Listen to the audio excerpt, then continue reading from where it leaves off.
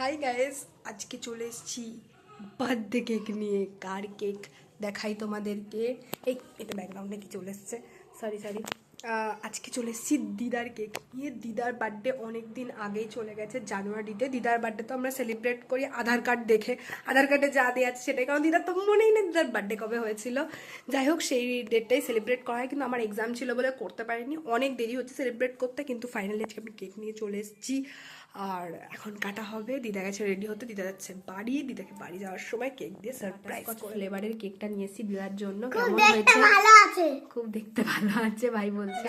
এই যে ভাই দিদাকে নিয়ে আসতে বলছে চোখ বন্ধ করতে, কিন্তু দিদা তো চোখই বন্ধ করেনি। এটা কি? এটা কি সারপ্রাইজ? মানে এটা কার কেক? দিদা তোমার কেক জানিস না কাপড় ধরে আস্তে দাঁড়া।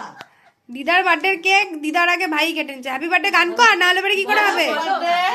Happy to you, happy birthday to you, happy birthday, happy birthday, happy birthday to you. বলি না বাবা, একটু বলি না। হ্যাপি বার্থডে বল দিদাকে। Happy birthday.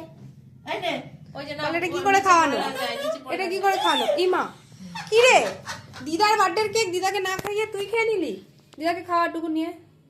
আরে ওটা দাঁড়াটা পরে নিস, দিদাকে এইটা ধর, এইটা ধর, এইটা ধর।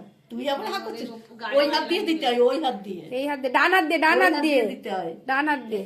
আমার সাথে ধর, ডান হাতটা ধর। এই নে, হ্যাঁ।